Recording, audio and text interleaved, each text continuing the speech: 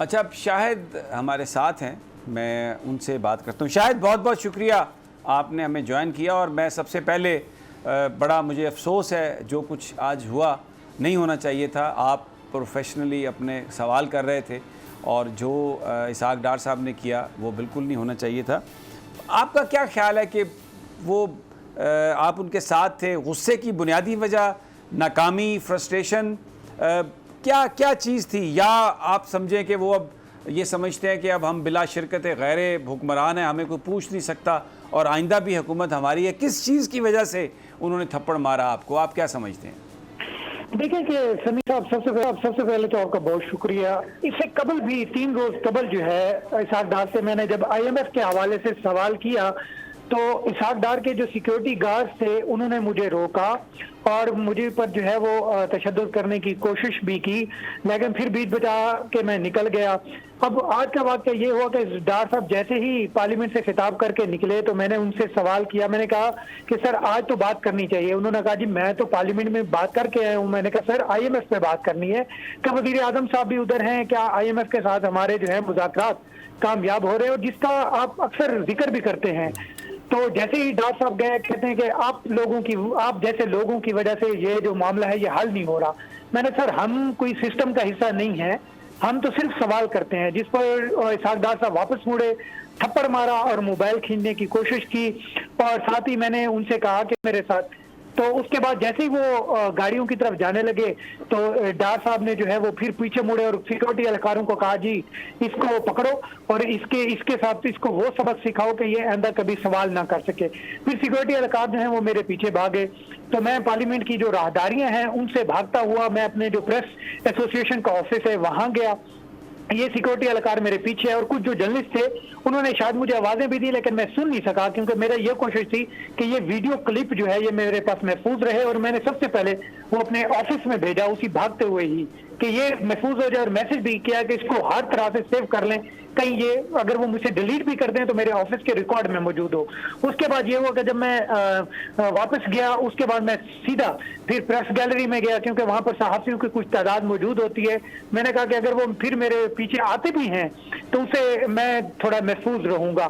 اور یہ ڈار صاحب سے جب بھی میں نے سوال کیا ہے ہم نے اکانومی پہ سوال کیا ہے، کبھی ان کی پالیٹکس پہ نہیں کیا، کبھی ان کے لندن آنے یا جانے پہ نہیں کیا، ہمیشہ اکانومی کی بات کی ہے، کیونکہ میں فائنانس جرنلسٹ ہوں اور پچھلے 8 سال سے میں فائنانس اکانومی کر رہا ہوں، اور میرا ہمیشہ سوال اکانومی، IMF، پاکستان کی جو معاشی صورتحال ہے، جو GDP ہے، جو ہمارے ڈیفیسٹس ہیں، برآمدات ہیں، درآمدات ہیں، اگر حکومت کو اقدامات اٹھاتی ہے تو اس سے ہمیں کیا فائدہ ہوگا، اور اس پہ اگر وہ حکومت بڑا دعویٰ کرتی ہے تو اس پر میں تنقید بھی کرتا ہوں، سر آپ نے یہ کہا ہے لیکن جو فیکٹس ہیں ہمیں یہ بتا رہے ہیں۔ تو یہ میرے ہمیشہ سوالات ہوتے ہیں، اور آج بھی یہی سوال تھا کہ اکانومی کے حوالے سے، IMF کے حوالے سے جس کا حکومت ڈار صاحب دعویٰ کرتے رہے ہیں، اور گزشتہ 3-4 دفعہ میں یہ سوال کر رہا ہوں، اور ایک دفعہ تو انہوں نے مجھے برملا جب پوسٹ بجٹ تھا تو اس میں انہوں نے کہا کہ آپ PTI سے ہیں۔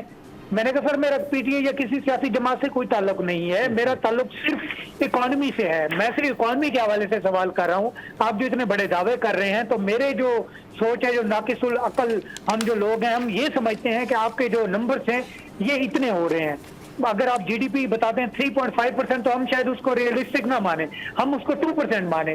تو ہمارے سوالات ایسے ہی ہوتے ہیں، اور آج بھی اسحاق ڈار صاحب نے جو ہے وہ پھر تھپڑ بھی مارا اور تشدد بھی کیا۔ جی ٹھیک ہے، مجھے یہ بتائیے کہ تھپڑ مارا انہوں نے آپ کو، اس سے شاید فزیکلی تو اتنا آپ کو پرابلم نہیں ہوگی، لیکن ایک جو انسان کی ڈگنیٹی ہے جو آئین پاکستان گارنٹی کرتا ہے، کسی وزیر کو یا کسی بھی حکمران کو، کسی بھی بااختیار آدمی کو یہ تو حق نہیں ہے کہ وہ پبلکلی کسی کو اس طرح تھپڑ مارے، اس کی تذلیل کرے۔ اور اب آپ قانونی چارہ جوئی جو ہے ظاہر ہے ایک ہو سکتی ہے، کیونکہ انہوں نے آپ کی جو ایک ڈگنیٹی ہے اس پر انہوں نے حملہ کیا ہے، اور یہ ایک بہت بڑا جرم ہے، اور تھپڑ بھی انہوں نے مارا ہے۔ تو قانون میں اگر یہ ثابت ہو جاتا ہے تو سزا ہے، بھلے کم ہے لیکن کم از کم ایک ریزسٹنس تو ہے۔ تو آپ کوئی اس حوالے سے کچھ سوچ رہے ہیں، کوئی FIR درج کروائیں گے، آپ درخواست دیں گے کہ آپ کی ڈگنیٹی پر حملہ ہوا ہے، یا کوئی اور آپ کے ذہن میں آپشن ہے؟ دیکھیں کہ جہاں تک حملے کی وہ بات ہے، تصدیق ہے، اس کی پارلیمنٹ کی تمام جو سی سی ٹی وی فوٹیج ہیں وہ پارلیمنٹ میں موجود ہوتی ہیں، اور جہاں پر وہ گاڑی میں سوار ہو کے جاتے ہیں، جہاں سے اکثر پی ایم بھی جاتے ہیں اس سائڈ سے، وہاں پر کیمرے لگے ہوئے ہیں، وہاں کیمروں میں دیکھا جا سکتا ہے۔ اور جہاں تک قانونی کارروائی کی بات ہے تو قانونی جو کارروائی ہے وہ میرے آفس کی جو میٹنگ ہے، آفس کے جو لوگ ہیں، میرے بھی بیورو چیف صاحب ہیں، ہمارے جو سی او صاحب ہیں، ان کے ساتھ جو ہے وہ میٹنگ ہماری کچھ ہی دیر میں ہوگی، تو اس کے بعد ہی ہم فیصلہ کریں گے کہ ہم نے فردر جو قانونی کارروائی ہے وہ کیا کرنی ہے۔ ابھی پی آر اے کی جانب سے بھی مذمتی بیان جو ہے وہ جاری کیا گیا ہے، اور جو دیگر ہماری تنظیمیں ہیں ان کی جانب سے بھی جو مذمتی بیان ہے وہ کیا گیا ہے۔ تو ہم ابھی میٹنگ کریں گے، اس کے بعد یہ فیصلہ کریں گے کہ ہم نے قانونی کارروائی کرنی ہے یا اس کا جو نیکسٹ لائے عمل ہے وہ کیا ہو سکتا ہے۔ جی بالکل، شاید پوری صحافی کمیونٹی آپ کے ساتھ ہے، بڑا ہی افسوسناک واقعہ ہے، اس کی جتنی بھی مذمت کی جائے وہ کم ہے۔ بہرحال یہ ریت یہاں پر حکمرانوں نے ڈال دی ہے، میں خود بھی اس بات کا وکٹم رہا ہوں، اور تھپڑ مارنا، سر عام تذلیل کرنا صحافیوں کی، رپورٹرز، اینکرز، سب ہم ایک ہی کیٹیگری میں آتے ہیں، اس کی اجازت نہیں ہونی چاہیے، اور میں یہ توقع کم از کم اسحاق ڈار صاحب سے یہ نہیں کرتا تھا کہ وہ یہ اس طرح کریں گے۔ بہرحال اپنا خیال رکھیے گا، اور پوری صحافتی کمیونٹی ہم سب آپ کے ساتھ ہیں، اور یہ ایک افسوسناک واقعہ ہے۔ اس سے ناظرین یہ بیسیکلی دکھانے کا مقصد آپ کو یہ ساری فوٹیج اور جو شاہد صاحب سے بات کی ہے، آپ کو یہ اندازہ ہو کہ اس وقت جو حکمران ہے کس قدر ہٹ دھرمی ہے، قانون لا لیسنس جو ہے وہ اتنی زیادہ ہے۔ اب آپ دیکھیں وزیر صاحب ہیں اور انہوں نے منہ پہ تھپڑ جڑ دیا، ان کو اس بات کیوں؟ اس لیے کہ وہ یہ سمجھتے ہیں کہ ان کی اکاؤنٹیبلٹی نہیں ہو سکتی، کیونکہ یہاں پر رول آف لا نہیں ہے۔ یہ سوسائٹی جو ہے اگر اس میں رول آف لا نہیں ہوگا، اسی طرح لا لیسنس ہوگی، تو کون آگے بڑھے گا؟ مجھے آپ بتائیے۔ سب کوئی بھی آگے نہیں بڑھے گا، بہت سے کیسز ایسے ہیں جس میں لوگوں کے ایف آئی آر بھی نہیں ہوتی، آپ نے بھی یہ ساری چیزیں ایکسپیرینس کی ہوئی ہیں، اور میرے خیال میں یہ جو سارا کچھ ہوا ہے یہ اسحاق ڈار صاحب کی فرسٹریشن کو ظاہر کرتا ہے کہ ان کا فیلئر ہے اکنامیکل فرنٹ کے اوپر۔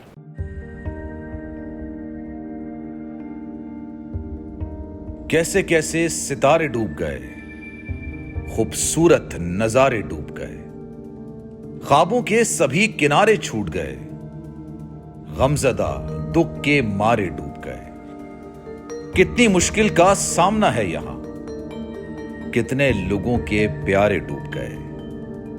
آؤ مل کر کریں مدد سب کی جن کے سارے سہارے ڈوب گئے۔ آزمائش میں مل کر ایک ہوئے، نفرتوں کے اشارے ڈوب گئے، کتنے پیارے ہمارے ڈوب گئے۔ قومی سانحے کی صورتحال سے لمحہ بلمحہ بول رکھے گا باخبر، غم کی اس گھڑی میں بول تارکین وطن کے اہل خانہ کے ساتھ کھڑا ہے۔